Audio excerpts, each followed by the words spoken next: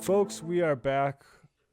Matt Leck with David Griscom, Left Reckoning, joined by Luke Savage. He's a staff writer at Jacobin. You can also see his words in Current Affairs, The Atlantic, The Guardian, and The New Statesman. Luke, hello. Thanks for having me, guys. Thank you for joining us. I was just admiring the CN Tower out the window there. I'm familiar with that as of Drake, I think. But let's get to this press release. So you've been right on the beat on the vaccine apartheid beat recently and covering it very well. There's been some movement this week since we reached out to you. And let's just read this. I'll put it up here so I don't have to turn my back to you guys while I do that. All right. This is from a statement from Ambassador Catherine Tai on the COVID-19 TRIPS waiver. This is a global health crisis, and the extraordinary circumstances of the COVID-19 pandemic call for extraordinary measures. And then I just think the emphasis is important here. The administration believes strongly in intellectual property, but in the service of ending this pandemic, supports the waiver of those protections for COVID-19 vaccines. We will actively participate in text-based negotiations with the World Trade Organization to make that happen, blah, blah, blah. So, Luke, are you happy now? Did you get everything? Is this everything you wanted? I'm certainly pleasantly surprised. I was not expecting the announcement. It was just earlier this week that I was writing about Senator Chris Coons, who's a close ally of Biden and a friend of Biden's. He was actually Biden's successor in the Senate in Delaware. And he basically pioneered this new argument, which was about, or certainly was the kind of loudest exponent of it, about how the reason why there should be no waiver to these patents is actually because that could hand power to, geopolitical adversaries, China in particular, he mentioned. So, given kind of his proximity to Biden, given that it seemed like there was division in the administration on this, I mean, there were people telling the Washington Post, which has been reporting on this a lot, people from within the administration basically saying, basically taking the right position that these patents needed to be shared, but there was clearly some division there. And when Chris Coons said that, I kind of thought, well, they're not really going to do this, are they? Because if what was distinct about Chris Coons's argument was it was kind of stripping the sort of faux compassion that we'd heard from people defending the status quo so far. So you hear a lot of people who've said, well, property rights are not the problem. And if you waive these, if you share patents, if you share vaccine recipes, it's not going to do anything to increase supply. It's not going to increase production. Chris Coons wasn't, as far as I could tell, really saying that. I mean, in the remarks he gave, he was kind of regurgitating a lot of those talking points, but his real focus, and I think the subtext, if not the text of what he was saying, was basically, look, if we don't share this stuff, who cares? Because America's exceptional, and we have a right to keep this stuff to ourselves. And so I was definitely pleasantly surprised by the announcement. I will say, I think some of the Biden administration's other announcements should give us some pause here. There's a lot that's riding on the details. What are they actually going to do? What does it mean that Germany, for example, is still going to oppose these kind of waivers at the World Trade Organization? Canada, which I'm very proud of, is currently still opposed, and is going to play. Yeah, but I mean, Justin Trudeau getting outflanked on the left, even rhetorically, by Joe Biden should be considered a national shame up here, I would say.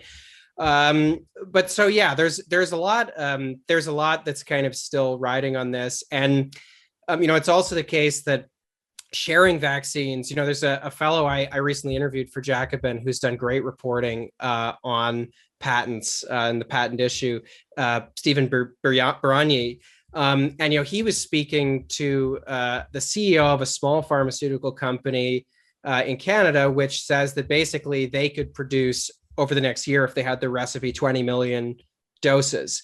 And so from what I understand, and I'm by no means an expert on this, that kind of production capacity exists in a lot of places, but that on its own, just tapping that by sharing the patents, which, we're still a ways from that. It's not clear what's going to come out of this announcement.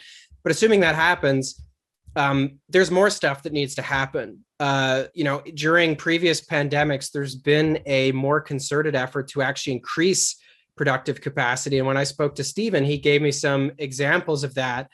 Private industry has no particular incentive, or really none at all, right, to increase the productive capacity of these things when the factories and the manufacturing that gets built, it's just going to have to be dismantled after. That's not very profitable.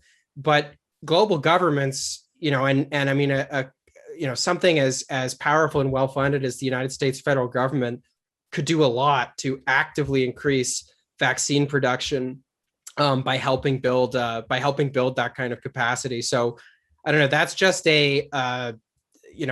like I guess a quick rundown of sort of where we're at and some of the ambiguity around this announcement, which is nonetheless pleasantly surprising and very good news.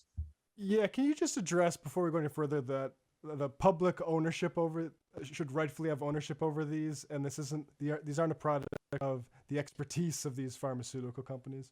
Oh yeah, I mean that's a huge thing, and I mean it's not just that publicly funded research plays a role in these things. I mean, in the case of the AstraZeneca one, which I'm sure will come up later if we're talking about Bill Gates, I mean that was developed at Oxford University. They're with each of these vaccines, which we now think of kind of exclusively in relation to these private companies and their brands, or more or less exclusively in relation to them. The public sector, you'll find, has been involved somewhere.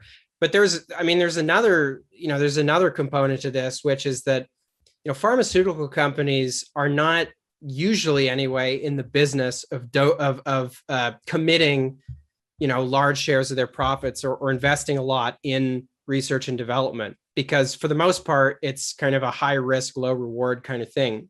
You can be very profitable shelling out like generic pharmaceutical drugs if you're the only one doing it. If you have a monopoly, you can raise the prices, and there's not a whole lot people can do.